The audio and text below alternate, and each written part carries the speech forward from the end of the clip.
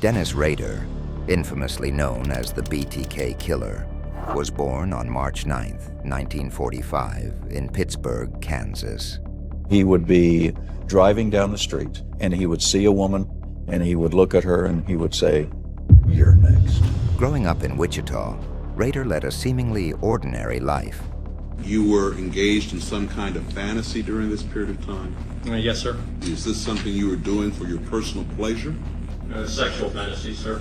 He was the oldest of 4 sons in a religious household, a Boy Scout, and later served in the U.S. Air Force. After his military service, he married Paula Dietz in 1971, and they had 2 children. In my mind, there was 2 people in that body. One of them was a husband and father, the Boy Scout leader. The other one was an absolute animal. There was nothing else that we could do except, unfortunately, wait for the next victim. Rader worked various jobs, including as a compliance officer in Park City, Kansas, where he was known for being strict and authoritarian.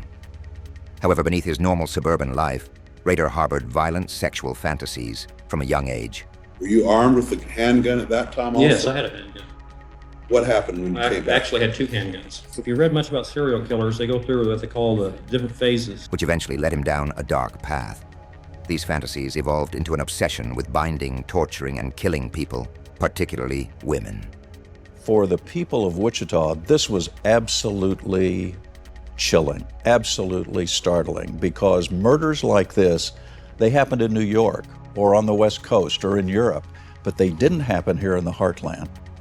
On January 15, 1974, Rader's first known murders took place when he broke into the home of the Otero family.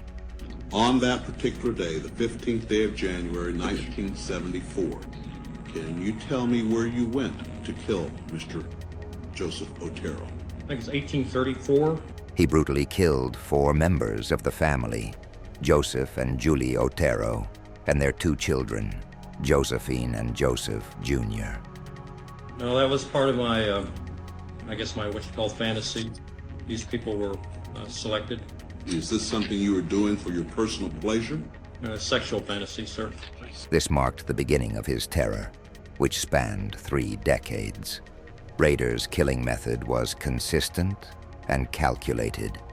I had did some thinking on what I was going to do to either Mrs. Otero or Josephine. Basically broke into the house, or didn't break into the house, but when they came out of the house, I came in and confronted the family, and then we went from there. He stalked his victims, learning their routines and identifying the best time to strike.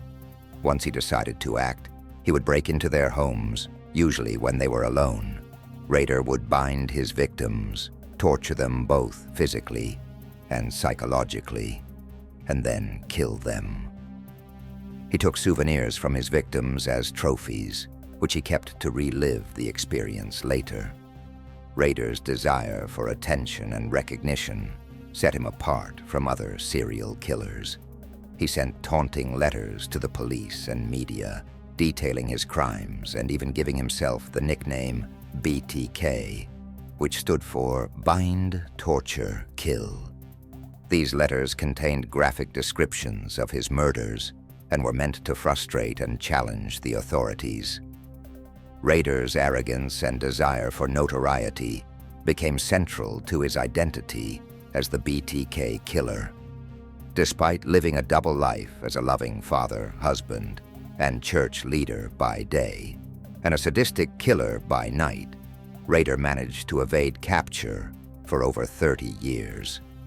The Wichita community lived in constant fear, not knowing when or where the BTK Killer would strike next. Dennis Rader's reign of terror finally ended in 2005, but only after he made a critical mistake. After years of silence, Rader resurfaced and sent a floppy disk to the media. Unbeknownst to him, police were able to trace the disk back to a computer at Christ Lutheran Church, where Rader was the congregation's president. On February 25, 2005, Dennis Rader was arrested at his home. The arrest sent shockwaves through Wichita and the nation. The man who had terrorized the city for decades was finally caught. Rader confessed to 10 murders in chilling detail, showing no remorse for his actions. He expressed disappointment that his killing spree had come to an end. Rader was charged with 10 counts of first-degree murder, corresponding to the 10 victims he had killed. During his trial, the evidence against him was overwhelming. Rader had kept detailed records of his crimes, including photographs, drawings, and writings that chronicled his murders. He even had plans for future killings, indicating he had no intention of stopping. On August 18, 2005, Dennis Rader was sentenced to 10 consecutive life sentences without the possibility of parole. The sentencing brought some measure of justice to the families of the victims, who had lived with the pain and uncertainty for so many years. In the courtroom, Rader sat emotionless as the judge handed down his sentence, seemingly indifferent to the gravity of his crimes. For the families of the victims and the community, the sentencing marked the end of one of the most terrifying chapters in American criminal history.